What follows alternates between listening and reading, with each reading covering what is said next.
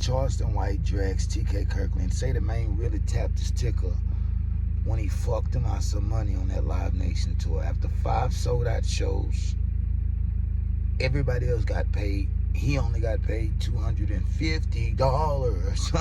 Let's get into the content, bro. Drop it in the comments. Are you shocked at where, because I'm going to tell you something, Charles, like you really, like we just discussed this, you are polarizing. I was like that as a kid. When I saw you sell out Baltimore, congratulations on that. Yeah. I said, that's some gangster shit. It's hard to sell out Baltimore. It is hard to make them people laugh. It is. Coming there playing the snitch. Like I said, if they ain't with that snitching when shit. you sell out Baltimore, see Baltimore, New York, Philly, I've sold out New York, where they make I've sold out comedians. Philly. That's where the hardest comedians come out of. And so, like, to see you go from, you know, just the internet to in people's faces. So you're not just an internet figure. Like you are now. So I've had my own Live Nation tour that TK Kirkland out of. Live Nation came back and made it right. Man, I sold out 5 shows in Orlando with TK Kirkland, and he cashed out me $250. No way. Yeah, he don't know. I heard the manager say until they put my name on the website, the tickets went to selling. So that 5 shows and cash out me $250. Yeah, because I was like, who goes to TJ Kirkland shows? We were selling out all House of Blues, and he wasn't paying me at all. Eventually, Live Nation came back and paid me. But you still showed up. So what I did, I showed up. So I went from, because those are yours. So I went from May to August. We went from, we did Miami Fountain Blue House of Blues, Las Vegas House of Blues, Dallas House of Blues, Houston House of Blues, Promontory, or not the Promontory, the one in San Diego. Okay. And when I got to Dallas, when we went to San Diego, in Scrunch Oak and vouch for this, I did so good in Vegas, he had a bad night. I was supposed to host. He kept switching. He would never let me host because I hosted one night. I hosted in Orlando and killed it. He wouldn't let me host no more. So when we got to Las Vegas, Mayweather family came out to see me. So listen, Mayweather family came out to see me. It was packed house. I killed it. Just where that nigga hurt me because I'm looking at him like an uncle father figure. That nigga called me in the dressing room. It was dark and he had like a blue neon light. He had his robe on, smoking his cigar. And Dewberry was standing outside the door. The nigga said, I don't want you to be funny tonight. I just want you to talk shit. Cause they won't hear you talk shit. That nigga hurt me with that. When we got back to Dallas, I had used my props in Miami in Live Nation repertoire. He told me they loved it. When we got to Dallas, hey, man, don't use your props. That ain't good. That's a crutch. He wouldn't let my family come backstage. But after the show, he had wine, giving whole roses. I sent Live Nation, because they added like 10 more shows. I bowed out gracefully. I sent Live Nation an email and said, I'm done. Cause I never got paid. After every show, it was always, hey man, I need you to do a 1099. I was watching everybody else get paid. He was getting everybody else their checks. I wasn't getting mine. So you're trying to make it difficult so you would leave comedy? So Live Nation eventually came back on the back end and made it right. Okay. So shout out to Live Nation. That's dope. Yeah. That is so last year 2 years ago, I had my own residency in Las Vegas at Wise Guys Comedy Club. But I've always had people that wasn't right introducing me to them getting all the money. So I'm doing my own residency at Las Vegas dealing with this white guy named True that introduced me to Wise Guy. They got me paying the comics, the videography, so everything coming out of my pocket. And I'm paying for my flights and everything. But you get all your money. No. It ain't adding up. It ain't adding up. So, it was. So what I know. Just what I know. Please. So what I know. I make so much money in interview money. Comedy was my side thing. I'm learning this. So I know I'm learning. So I'm learning how to do punchline and I'm learning the game. So I'm taking the so I can learn. I don't take the no more. I know anytime you enter into a new industry, a new system, they're going to you if you don't know the game. Who else going to teach you? They're going to over you. That's how you learn. So rather than me getting angry, I show them that I'm easy to work with. I'm not an angry black man. But when I find out I holler, hey man, y'all wrong. Hey, y'all wrong. So that's terrible. That's how they do all of it. The rappers everybody get done like this if you're not with the right people. Well, I'm doing everything on my own because everybody's afraid of the character. I'm trying to leave the character online and do business as Charleston in real life, but everybody. So you learning the business. So that's what made me go back to Eric. Erica's very. That's what made me go back to Eric, because I know now I done got too big and I'm good at what I'm doing. I need the proper guidance. Eric is very good. So that's why I got with Eric. That's why I got with Eric. Yeah, shout out to Eric. Yeah, my boy. He's like, you ain't doing no shows this year? Nope. I don't have to. Yeah. You know what I'm saying? But I love my fans, though. I really love my fans. But I love being on stage. I love being on stage, too, but that shit is draining, though, night after night. And you ain't at home breastfeeding no damn kids. So you got to think. My son, 21, my daughter, 17. I was there. So you could do you now. So I was there from the time their mother was pregnant to they both graduated now. So now I can come out and be free. Yeah. Yeah, I don't get that because it leaves me vulnerable. Some people get irritated. They're like, why'd you interview him? I'm like, because why not? What have I sat down with Kevin Samuels. So check it out. What have I done wrong to anybody other than came on the internet and told you I'm playing a character, that this is really not me? Y'all want me to be what y'all see. I'm out there in real life. You are very nice. I'm mannerable. Very nice, very very respectful. mannerable. Yeah, I'm a gentleman. Very mannerable. That's why you don't hear no woman shoot my business to you. That's true. And I fuck with a lot of hoes. I fuck with a lot of hoes. So you respect your hoes. I'm a gentleman. I don't fuck on them. I fuck with them. It's a difference. What you mean? All men love their ego stroked. Okay. All men of money. Okay. That's why Hugh Hefner kept a lot of women around him. I keep women around me because I like my ego stroked. So you don't keep around. I don't keep around me. So I was raised in a house with a loving, nurturing mother, right? Who had friends. So I was always, but I had uncles. I had negative elements of men around me constantly. My mother would take us to the barbershop. My granddad owned the barbershop. So I got to see all kind of, my uncle was a pimp.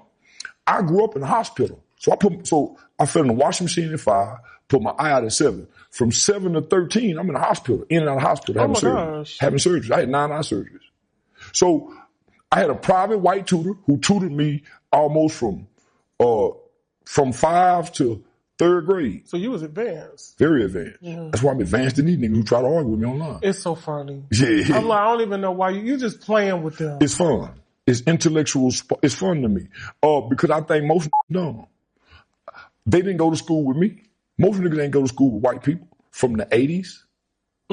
From the 80s. You know what I'm saying? Yeah. So I've always had a higher education than most black Americans. Come on, Cat Williams. Yeah. So you gotta think. Y'all met yet? He don't like me for whatever reason. That's what I hear. No way. That's what I hear. He don't like. So you gotta think. I lost my eye, so I couldn't go to school. Okay. So I was partially. So after I have an eye surgery, this eye probably couldn't open up for months. So I had a tutor. So I was taught oral. I could hear things and retain information. I never really got to play with children. I was always in and out the hospital, nurtured. So you was around adults. Yeah, I was always around adults. So it's a lot of shit been poured into me. So my mind and the information I have is like a file cabinet, but I don't know what's in there until people talk to me. Most black people, I got to dumb down. I always been like that in school. So I was a kid that could sit in the front and raise his hand. But because I had a disability, I was insecure around other children. So I would be funny, act out, and be a class clown to distract other people.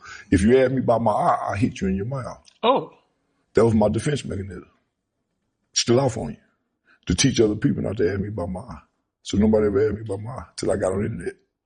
After 9 eye surgeries, being homeschooled, bullied for years, almost having to spend the rest of his life in prison over a fucking starter jacket, snitching on his friends, being called a rat. Look, Charlie White, Uncle Charlie, he ain't taking no more shit. Yeah, he ain't taking no more shit. Now, a nigga will stick around only for so long, bro. Yeah, only for so long. Once you see that the nigga really fucking you over, shout out TK Kirkland, because every story has... everybody has a different side of that story. Let's just be honest. Let's just be real. You hear TK Kirkland talk about it, he's going to explain something totally different. One thing that's for sure is Charleston White wasn't getting paid. Now, maybe some people can say he don't know the business and the man told you to do a 1099 and you still didn't do the 1099, so you couldn't receive nothing but crumbs. Look, a nigga don't want to hear that. A nigga don't want to hear that. Even if Charleston White didn't know the business, you were taking advantage of that man. Let's just be honest. Let's just be real. Miami, Orlando, Vegas, Dallas, Houston, San Diego. You mean to tell me this nigga was paying for his own travel? his own food, his own room and board. Yeah, it's totally fucked up. Let's just be honest. Let's just be real. Shout out Charleston White. I didn't even know he had 9 surgeries. You know, that's something, bro. Yeah, that's something. That's why he could pop that eye out anytime he want to. Look, Charleston White deserved everything he got. Why? Came from nothing. Came from nothing. And like he telling y'all, bro, that is just a character. Just a character.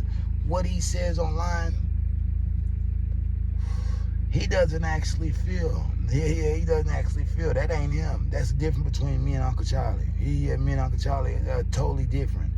I'm not playing a character. Yeah, when I say fuck you, it's fuck you. You know what I mean? Yeah, real shit. When I say I don't fuck with you, I don't fuck with you. You know what I mean? When I'm dragging, slamming, and it's exactly what the fuck it look like. Yeah, real shit. It's exactly what the fuck it look. I never say I don't mean it. Yeah, I don't mean it. I don't mean it. I mean everything. Now, whether or not I may feel different down the line, that's something else. You know, let's just be honest. Let's just be real. Drop it in the comments. Shout out Charleston White, TK Kirkland. If the story really happened the way Chicken Shit Charlie put it, see, you can't really believe nothing Charleston White said. He's a hell of a talker. Good talker. He could spin a story now. But just like when he say he was banned from the YB concert, then it turned out to be he wasn't banned. This nigga just learned how to play the internet. Yeah, he just learned how to play the internet to his fucking advantage. And that is why that man is close to being a millionaire. Content pays well. That's what people don't understand. The man get paid a lot for his interviews, and he also gets a percentage of everything that he does. Look, he's very smart and has a good business model. Let's just be honest. Let's just be real. A great business model, because he don't have to do anything but talk.